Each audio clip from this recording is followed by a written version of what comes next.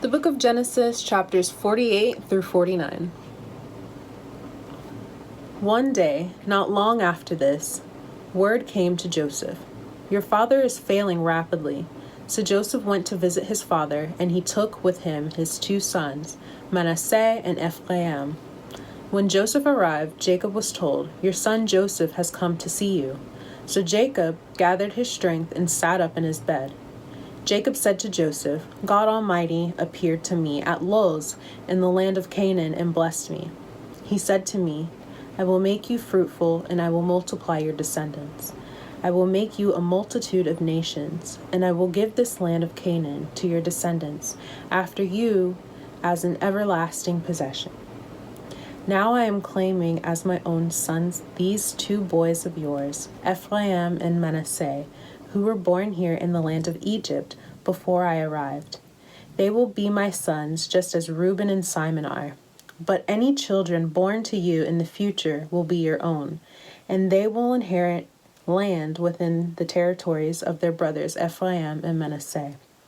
Long ago, as I was returning from Paddan Aram, Rachel died in the land of Canaan.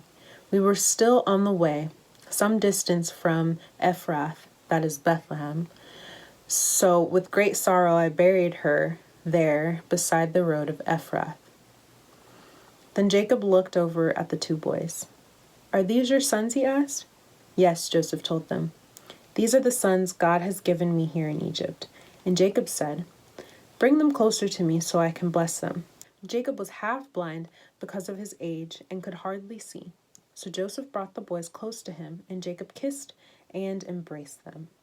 Then Jacob said to Joseph, "I never thought I would see your face again, but now God has let me see your children too." Joseph moved the boys, who were at their grandfather's knees, and he bowed with his face to the ground. Then he positioned the boys in front of Jacob. With his right hand he directed Ephraim toward Jacob's left hand, and with his left hand he put Manasseh at Jacob's right hand. But Jacob crossed his arms as he reached out to lay his hands on the boys' heads. He put his right hand on the head of Ephraim, though he was the younger boy, and his left hand on the head of Manasseh, though he was the firstborn. Then he blessed Joseph and said, "May the God before whom my grandfather Abraham and my father Isaac walked, the God who has been my shepherd all my life to this very day, the angel who has redeemed me from all harm, may he bless these boys. May they preserve my name and the names of Abraham and Isaac, and may their descendants multiply greatly throughout the earth." But Joseph was upset when he saw that his father placed his right hand on Ephraim's head. So Joseph lifted it to move it from Ephraim's head to Manasseh's head.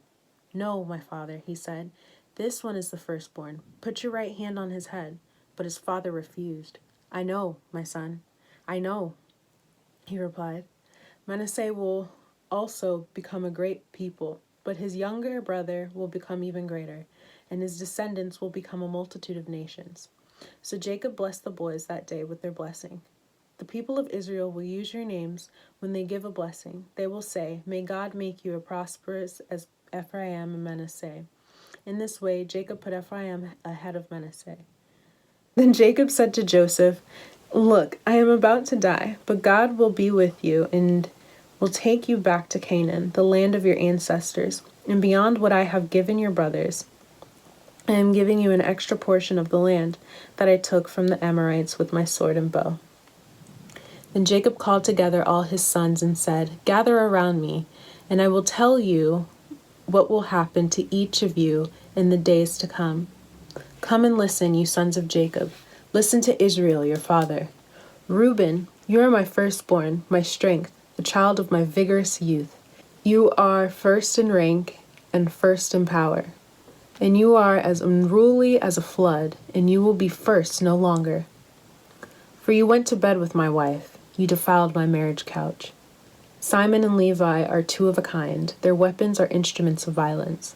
May I never join in their meetings. May I never be a party to their plans. For in their anger they murdered men, and they crippled oxen just for sport. A curse on their anger, for it is fierce. A curse on their wrath, for it is cruel.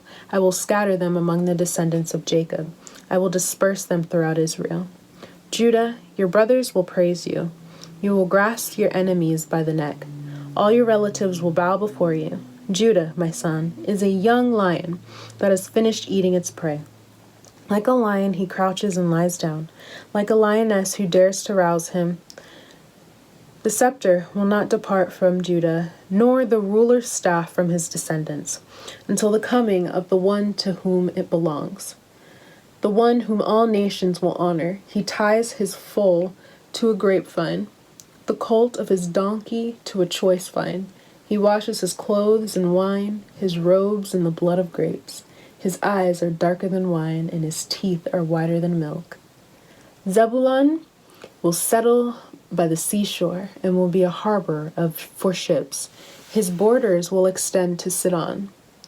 Issachar is a sturdy donkey, resting between two saddlebags. When he sees how good the countryside is and how pleasant the land, he will bend his shoulder to the load and submit himself to hard labor. Dan will govern his people like any other tribe in Israel. Dan will be a snake beside the road, a poisonous viper along the path that bites the horse's hooves. So its rider is thrown off. I trust in you for salvation, O Lord. Gad will be attacked by marauding bands, but he will attack them when they retreat. Asher will dine on rich foods and produce food fit for kings. Naphtali is a doe set free that bears beautiful fawns. Joseph is the foal of a wild donkey, the foal of a wild donkey at a spring, one of the wild donkeys on the ridge. Archers attacked him savagely. They shot at him and harassed him, but his bow remained taut, and his arms were strengthened by the hands of the mighty one of Jacob, by the shepherd, the rock of Israel. May the God of your father help you. May the Almighty bless you with the blessings of the heavens above, and blessings of the watery depths below, and blessings of the breast and womb. May the blessings of your father surpass the blessings of the ancient mountains, reaching to the heights of the eternal hills. May these blessings rest on the head of Joseph, who is a prince among his brothers. Benjamin is a ravenous wolf, devouring his enemies in the morning and dividing his plunder in the evening. These are the 12 tribes of Israel, and this is what their father said as he told his sons goodbye. He blessed each one with an appropriate message. Then Jacob instructed them, "Soon I will die and join my ancestors. Bury me with my father and grandfather in the cave in the field of Ephron the Hittite. This is the cave in the field of Machpelah near Mamre in Canaan that Abraham bought from Ephron the Hittite as a permanent burial site. There Abraham and his wife Sarah are buried. There Isaac and his wife Rebekah are buried, and there I buried Leah. It is the plot of land and the cave that my grandfather Abraham bought from the Hittites. When Jacob had finished this charge to his sons, he drew his feet into the bed, breathed his last, and joined his ancestors in death."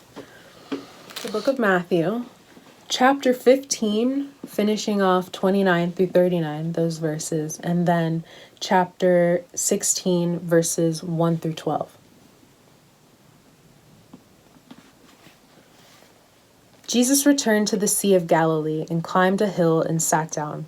A vast crowd brought to him people who were lame, blind, crippled, those who couldn't speak, and many others.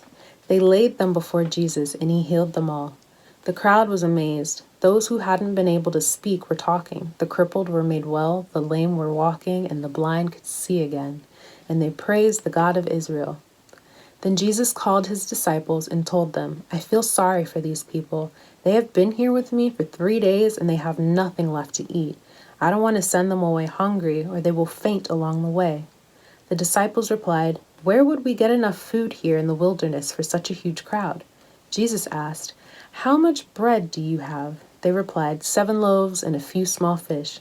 So Jesus told all the people to sit down on the ground. Then he took the 7 loaves and the fish, thanked God for them, and broke them into pieces. He gave them to the disciples, who distributed the food to the crowd.